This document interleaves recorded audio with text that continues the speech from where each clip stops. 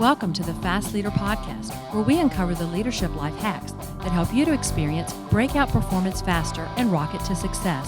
And now, here's your host, customer and employee engagement expert and certified emotional intelligence practitioner, Jim Rimbach. Call Center Coach develops and unites the next generation of call center leaders. Through our e-learning and community, individuals gain knowledge and skills in the 6 core competencies that is the blueprint that develops high-performing call center leaders. Successful supervisors do not just happen. So go to callcentercoach.com to learn more about enrollment and download your copy of the Supervisor Success Path ebook now.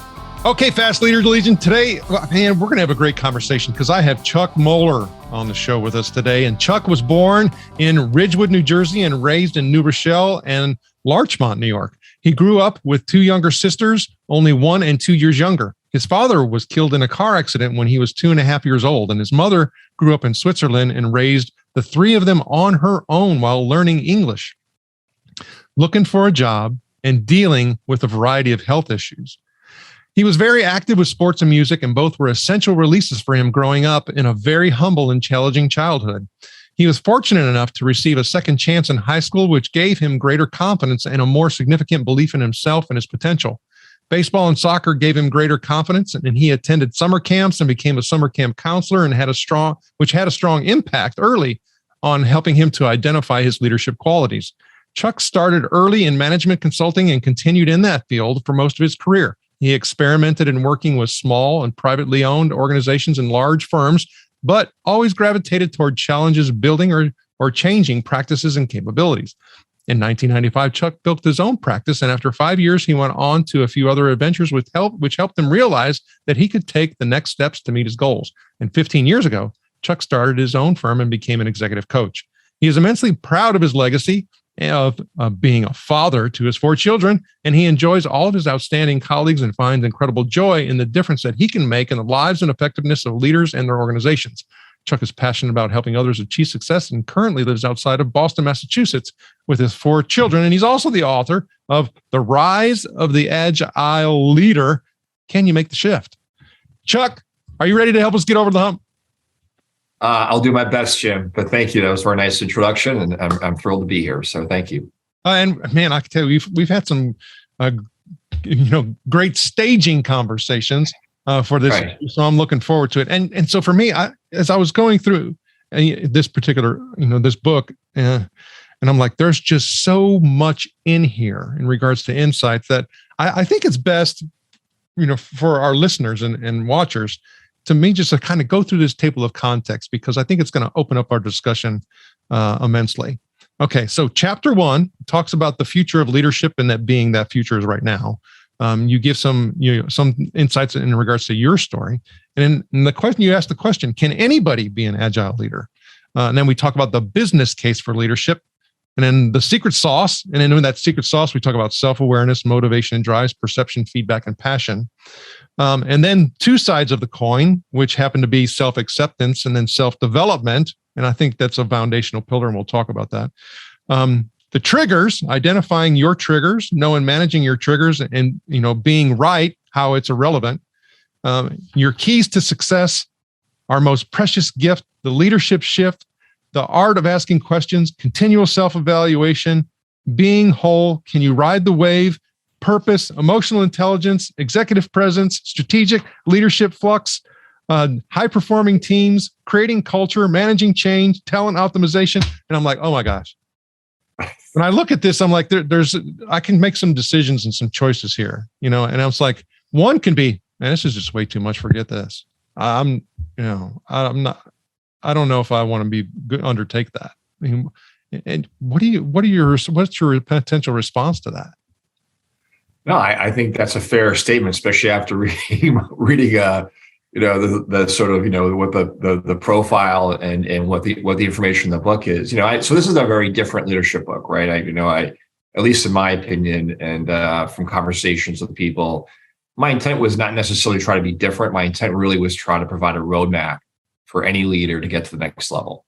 And that's what I wanted to do. So yes, it's about the future leadership. And I talk about that agile leadership model and how we created it and why we created it and why it's so critical. But I also, to your point, as you read all that, there's a roadmap of very practical tools, information, strategies, and knowledge that kind of people understand why leadership is so complex and why it's so important. And yes, why it's so daunting and challenging. So that was the intent. Well, if we start thinking about this complexity, and you and I had talked about this, and is if you start talking about making the case for leadership, are we also talking about making the case to be an agile leader, or do you kind of see that that's one and the same? Yeah, I kind of see that as one as the same. I think agile leader is really an important mindset, an important skill set for today and tomorrow. It's an evolvement of what the leadership models we've seen over the years, honestly, Jim. But if anything, if there's any emphasis, I would say, is that most managers and executives today are not putting enough time to understand the craft of leadership, right? Leadership is not just a title. It's not just a role and a responsibility, whether it's formal or informal, because there's many, many informal leaders out there, but it's also a craft. It's a skill set. It's an ability that takes a lot of dedication and time and development. And not enough people really put enough emphasis on that, or dedication or time to understand. It's no different than any other craft or any other profession or other skill set and expertise that's out there. And that's probably one of the biggest challenges we have today. Everyone's so damn busy, living in the world we live in, trying to get things done and stay on top of all the changes and complexity and intensity and changes. They don't realize the time needed to actually invest in oneself to be effective as a leader, as well as, frankly, developing leaders around themselves. Okay, that to me, I see some clarity in what you're saying when I look at the statistics associated with people as they move, and you talk about that pathway and all of that. That we often find ourselves moving to positions of responsibility. Let's just say that due to our technical prowess and capabilities, right? So I'm good at this, and I move up within the organization. But once we get to a certain point, I now have to I have to flip it and say, now I'm good at them, not it. Yes, it's a big shift. Massive shift. It's a big shift. Change. And we call that the glass ceiling. We call that, hey, I can't get past to that level. And it's because you're incapable or not capable or haven't been, developed and nurtured in order to make that shift. Yeah. Well, it's in a lot of ways, if you think about it, your formula for success has to be completely changed.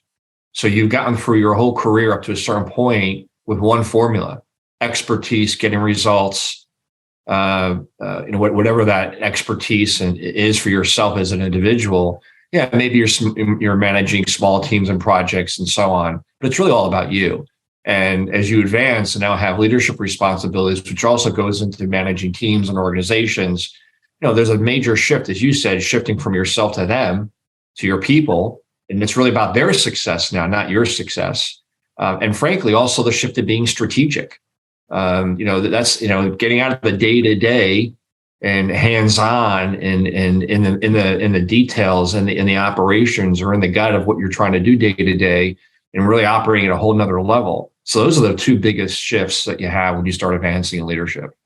Well, the other thing that for me, when you start thinking about this contextually, is that it used to be that we have had multiple levels within an organization and all these hierarchies. And then therefore, you can essentially see that ladder, occurring, and that at some point, this is when, when your competencies need to, flip or switch. And, but now that's not the case. Now this is happening at the front line because organizations don't have as much hierarchy, and they're a lot more wide than they used to be. So I have, remote, I have, geographic, I have all these, things. And so now I need people who are at the front line who have to get these types of competencies built rapidly, or otherwise my organization's at massive risk.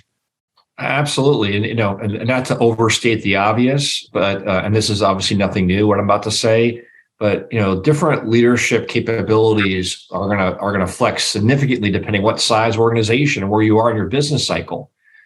Startups, VC funded, private equity funded organizations require significantly different type of leaders than those in mid-size, private, or Fortune 500 companies. So it's just completely different skill. And again, I know I'm stating the obvious, but sometimes we sometimes forget. And again, there are leaders who struggle to rotate between different types of organizations that I've just described, because it's a complete shift in what kind of leader has to show up every day and where you spend your time every day, and sort of the intensity and speed of what's going on.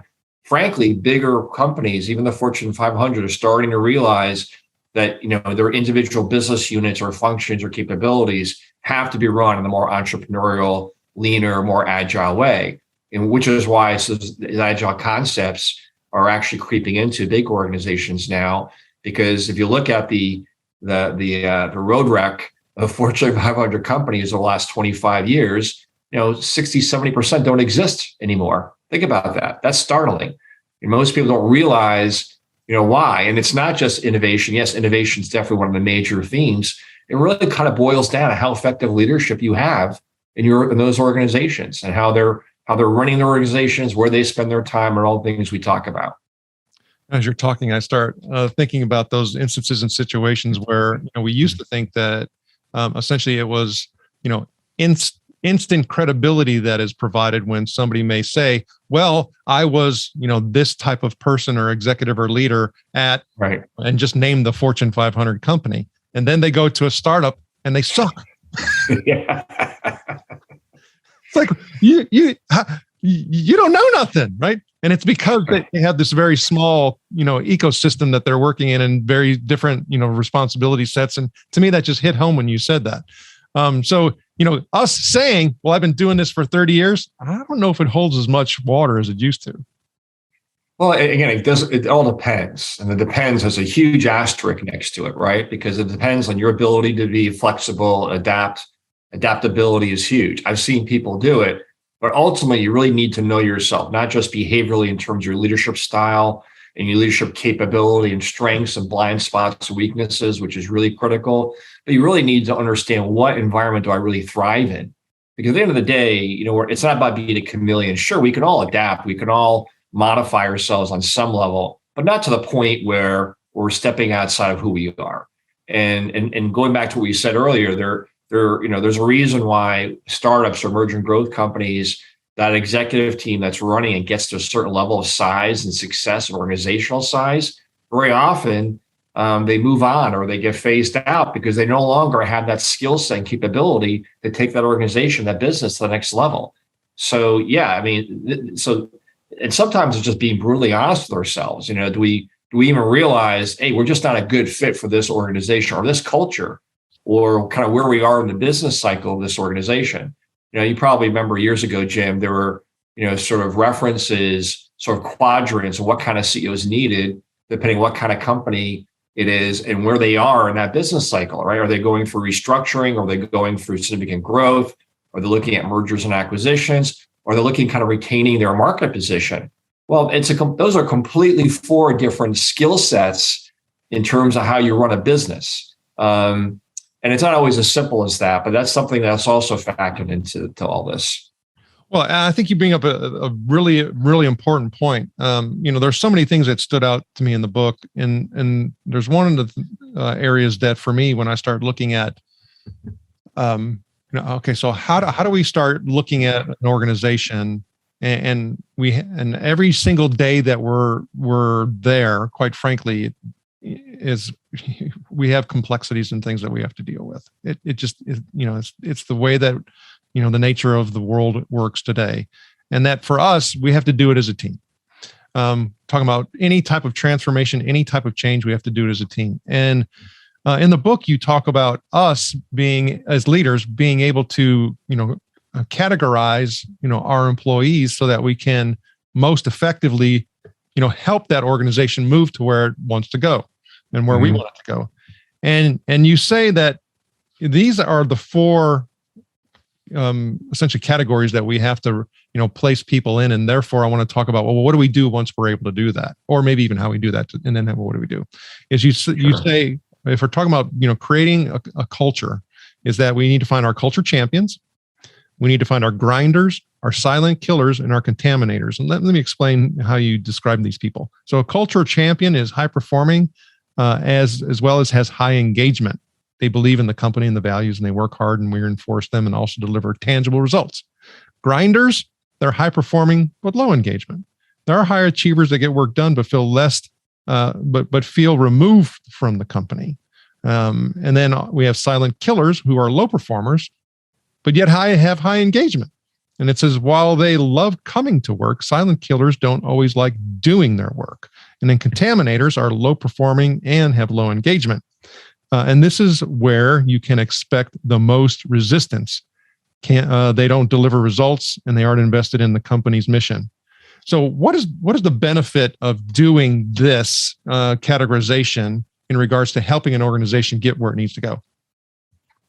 Yeah, and the timing of that, by the way, couldn't be more relevant right now, because I can't tell you how many CEOs are out there sort of rationalizing why they're holding on to some people, because how hard it is to find people right now and even retain people. Everyone's really struggling with that. Even though we're hearing about some layoffs, especially in high tech, and we're going to see probably some layoffs in the next 3 to 6 months because of the economy and the impact of that, supply chain, logistic issues, which have not changed much, inflation, and things have been soft, and the out forecast isn't great. But this whole issue of starting to rationalize why I need to hold on to talent, because a body is better than nothing. It's the damage to your organization. It's the damage to your culture. And I talk about culture in my book. If there's anything I probably would do next, is probably write a book about culture, because culture to me is the foundation for success. It's reflective of your strategy, your mission, most importantly, your purpose. Like, why do you even exist? Like, what's the difference you're trying to make in the world? And then that really then gets articulated into your strategy, your vision, your mission, and then frankly, your brand. Why do your customers want to buy your services and your products? And then frankly, why do people want to work there and have a career there? So it's that internal and external brand. And then culture then becomes reflection of not only that purpose and that strategy, but then the values that represent the culture that you want. What do we mean by being an employee here? How do we make decisions? How do we celebrate success? How do we deal with failure? So all those critical aspects get represented in values, and those values are driven by specific behaviors that are observable and measurable.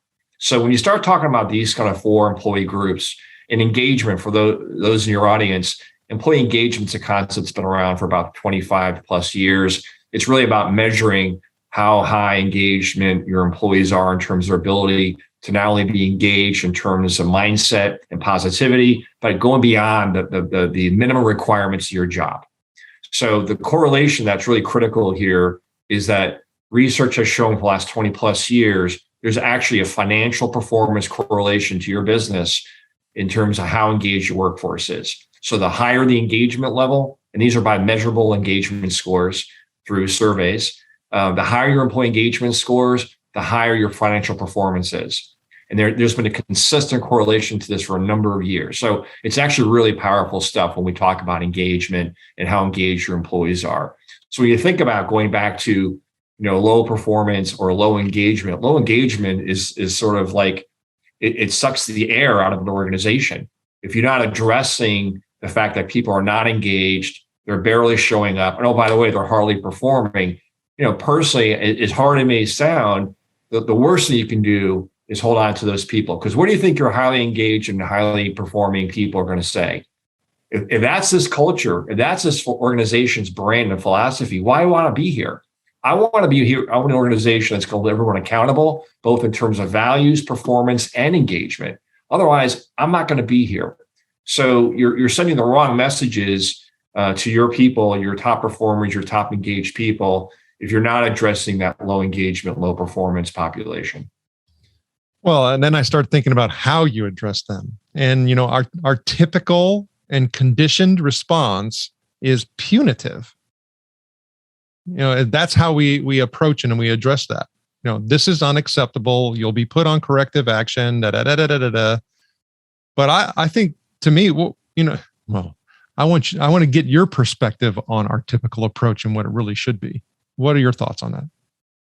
Boy, that's a really fair question and a tough one, right? A lot of companies take the easy way out. I mean, and it's common knowledge that often layoffs and restructuring are used to eradicate low-performing, low-engaged employees because organizations don't want to go through the trial and tribulation of performance reviews and putting people on warning and going through that process.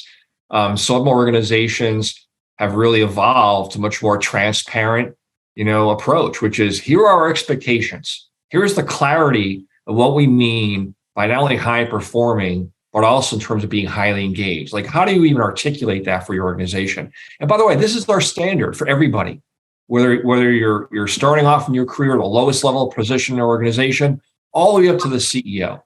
And it's critical that your leadership and executives are held just as accountable as any other employee of the organization. And once that clarity is created and expectation and standard is articulated and understood, then it's a question, do people understand the gap of where they are to where they need to be, both from a performance standpoint, behavioral standpoint, values, and engagement. And the moment that's not happening, yes, they're provided some feedback, but the clarity is, if you're not, we're going to give you an opportunity to turn this around in terms of what those expectations and standards are, and here's what they are. And by the way, if you're not able to do that within a certain time frame, we're going to part ways. So it's really about having that sort of clarity, but also candid transparency. I like to refer to as having courageous dialogue, Jim. There's just not enough courageous dialogue in organizations today at any level, especially with star performers. Because think about it, right? Your superstars, your best experts, technically, sales, operate, whatever it may be. That's the hard thing, right? How do I address some of my best performers, my stars, my experts, when they're not a good cultural fit? They don't demonstrate the right values, and they're also demonstrate the level of engagement we need. And organizations often have to make a very difficult decision. Now, some organizations bury those people in a corner and make sure that they're not exposed to anybody. It's reality; it happens. We can debate whether that's right or wrong. A lot of organizations are frankly now confronting that and saying, yeah, this is just not going to be a good fit for us.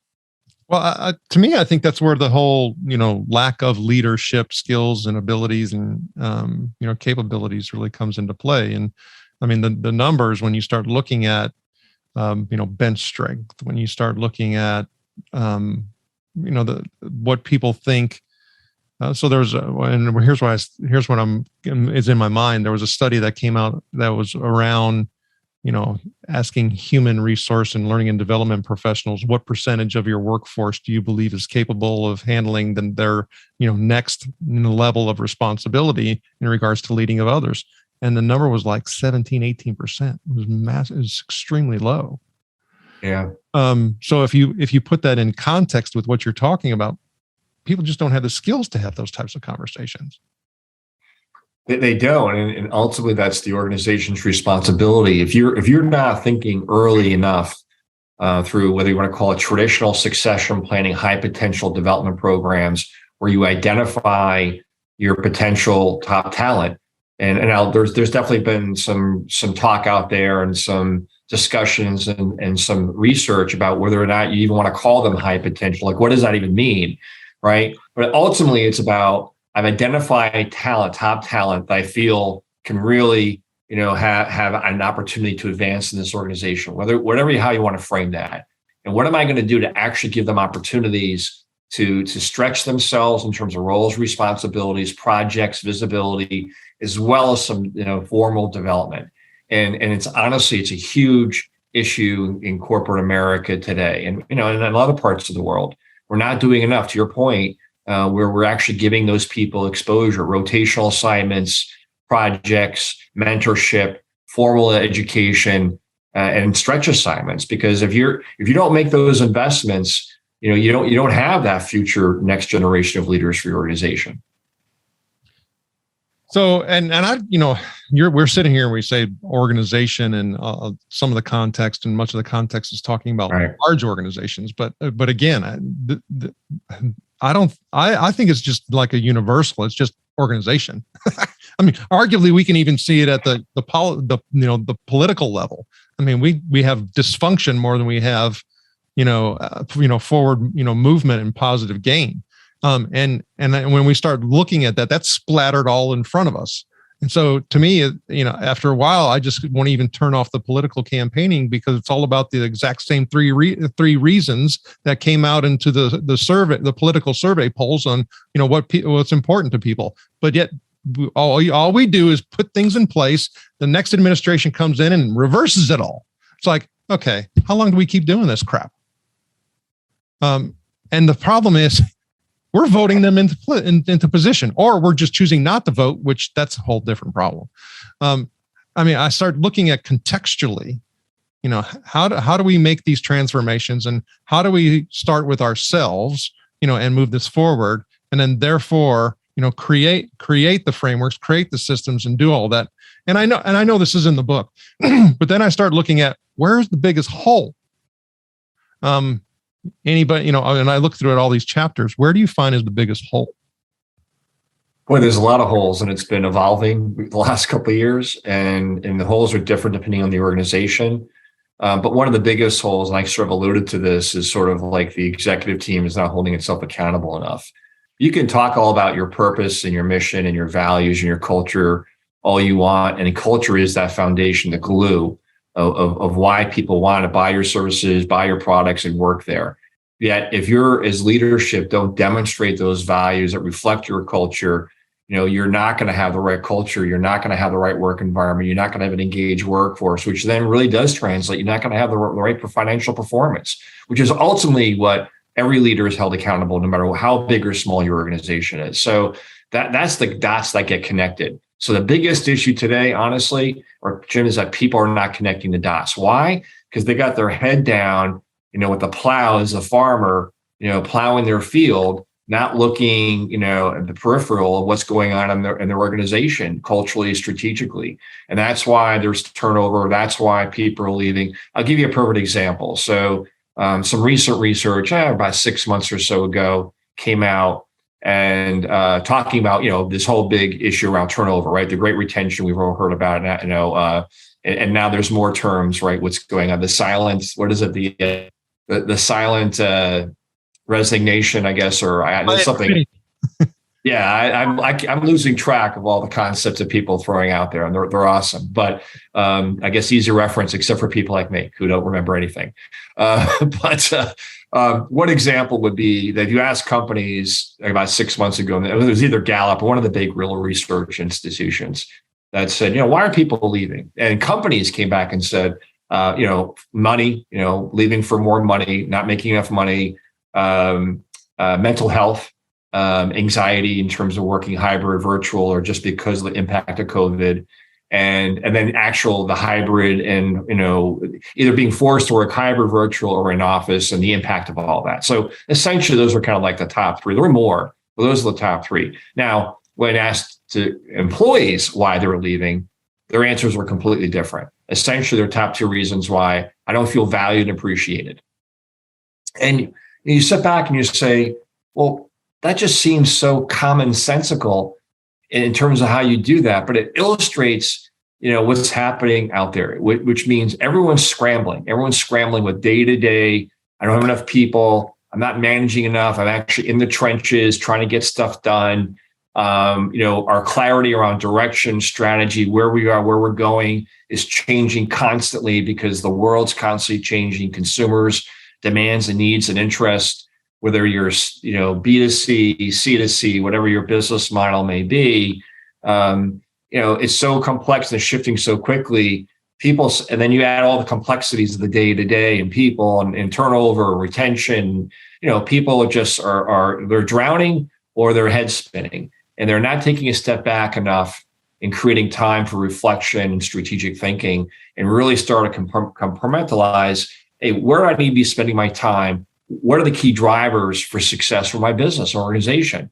It's like that classic, I'm standing in the middle of the forest, can't through the trees, and putting out so many fires. I don't even actually see I'm standing in the middle of the house that's burning down. So, there's just so many metaphors you can apply to this, right? So that to me is one of the biggest issues today, no matter what kind of organization you're working in.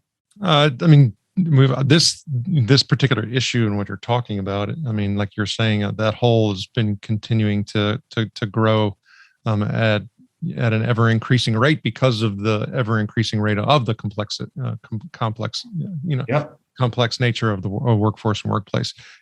But back about 25 years ago, I came across the work of Dr. Shay McConnon out of the UK.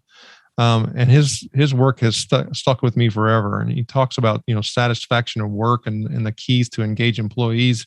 And you hit on several of them, but he talks about 7 of them. He talks about feeling valued, conflict management. In other words, does it always seem like we're always in conflict around here?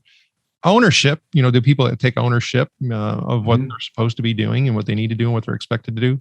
Openness, can we convert that and talk about, safe, feeling safe. Motivation, and then there's a whole slew of recent research in regards to human motivation that it's just not in the common stream that we can actually use in order to help us improve ourselves as well as the workforce. Feedback. And it's not just giving it, but it's also learning how to receive it. And I think I think that's a massive problem. A lot of people don't know how to receive it. And then the other is being what he refers to as difference management. And the way that I like to explain difference management is that, for example, we can have 5 40-year-old white guys, and they're all very different. One came from a broken home. Another one is part of the LGBTQ plus community. Another one has, a wife and 2 kids, and they've been married for, 15 years. Another one is single. They're all different, right?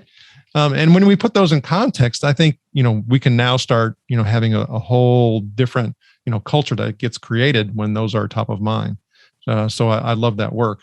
But I like the way that you categorize these people. Now, we talked about categorizing them, putting them into different categories in order to make sure that we're moving forward. And if I think about cultural champions, grinders, silent killers, and contaminators, what are some of the unique approaches that I need to have in regards to those 4? Yeah, I mean, we were alluding to some of it earlier. I mean, I think with the cultural champions, it's really making sure that you really identify who they are, and you want to make sure that they're the people that are not only self-motivated and self-driven, but you need to sort of reinforce their value to the organization, not only individually but collectively. So feeding into that motivation, feeling this whole concept of being empowered and feeling that they have a voice. And that's really important to that group of people. They want a voice. They want to have input. So you talked about feedback and input. It's really critical that you're using this group to really not only drive their own views, but frankly, to be sort of leaders or informal leaders to drive the input and the feedback and the involvement from all those other groups, because you can convert people. Now, you got to be careful of the danger of not trying to convince that last group, because the chances of trying to convert them are really, really small percentage-wise. And look, I get the concept of, hey, we want to convert everybody, but there's also part of it that, and I don't mean this at all in a disrespectful way, I'm just going to use the animal metaphor. If it jumps like a rabbit, if it sniffs like a rabbit, if it eats like a rabbit, guess what? It's a rabbit. Now, we all can modify, especially when it comes to our mindsets and our attitudes, and giving those people feedback and input is really critical. But I can't tell you if there's any conversation I've had with CEOs over the years, Jim, in terms of where they regret or what they would do differently when it comes to how they run their business. It's recognizing that they don't move quickly enough when it comes to people. So I totally believe that people, deserve a chance. Look, I was one of those kids that needed a chance in life, as you mentioned in my bio. So I completely appreciate the fact that people need a second chance. Sometimes they need a third. But how driven and motivated are they? Are they really driven and motivated? Do they really have that fire? Do they really have that intent? Are they really trying? Because if they're not, you're kind of wasting your time. And you really want to do is focus on that middle body of people that probably have a much greater chance of getting converted. Move the mass. Not everyone's going to be at the same level of champions, and that's okay. But can they demonstrate engagement? Are they going to be a good team player? Are they going to demonstrate positivity? Are they going to be demonstrative of what the culture is and reflect that? And that clarity, as I mentioned earlier, is so critical. The clarity and understanding what that really means. What does that really look like? That's very true. Okay, so for me, as you were talking, Something I used to say is that I have to ask myself the question, am I trying to put a duck in the desert? That's going to be a bad idea if I do that. Okay. So when I start thinking about, some of the work that you're doing now, and I look at this book, and, you said in regards to your timing as far as writing it and the things that you've worked on now, there's a whole lot of things that have occurred, since then. And I started thinking about, well, with what Chuck is doing now, what's one of his goals? Could you share one of your goals with us? That's a really great question. I think part of my goals and what I've been doing this year is really talking about, what agile leadership is and why it's so critical, and also the framework of what I put in the book in terms, as I mentioned earlier, I wanted to provide a roadmap and all the attributes you just kind of mentioned and why they're so important. And yes, it's complex, but again, I feel a sense of responsibility that not only with my clients and our clients, because again, I have a firm of 30 plus people, but we're really passionate about what we do. We really want to make a difference. And I feel very fortunate. I wake up every day feeling that way and motivated by that. But I think it's also important that I get out there and using mediums like your show, Jim, and making sure that people really start thinking about themselves and what do they need to be doing differently, and how do we have to course correct? How do we have to modify?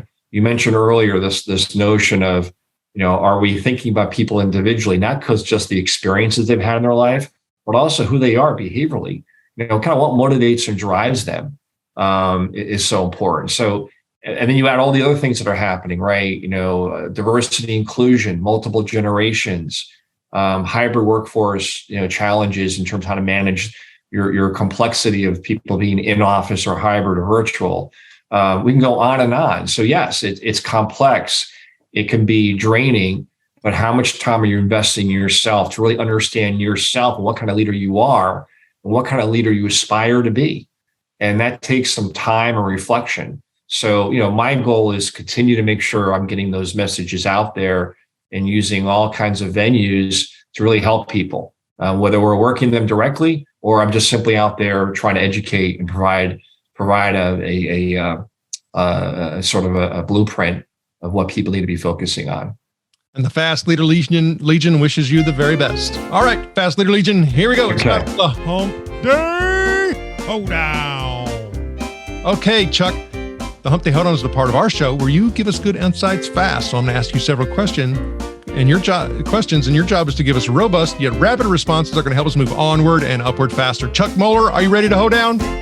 I am ready. All right. So what is holding you back from being an even better leader today? Focus. It's easy to get distracted. And what is the best leadership advice you have ever received?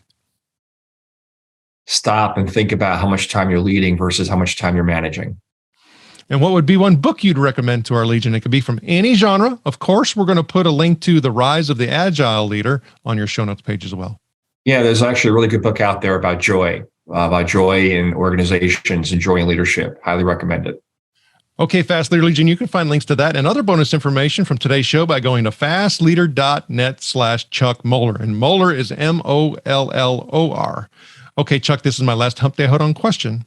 Imagine you've been given the opportunity to go back to the age of 25, and you could take the knowledge and skills that you have now back with you, but you can't take it all. You can only take one. So what skill or piece of knowledge would you take back with you, and why? Self-awareness, really understanding myself in terms of my strengths, my weaknesses, what happens to me under pressure and stress, because that impacts me not only professionally in terms of what kind of leader I'm at that stage in life and can be, but also how that impacts me personally in the life I live and those around me. Chuck, I've had a great time chatting with you today. Can you please share with the Fast Leader Legion how they can connect with you? Sure, Jim. Best way is find me on my LinkedIn profile, which is Chuck Mollor, as you mentioned, Mollor. Also can look me up in my firm at mcgpartners.com. Chuck Mollor, thank you for sharing your knowledge and wisdom and helping us all get over the hump.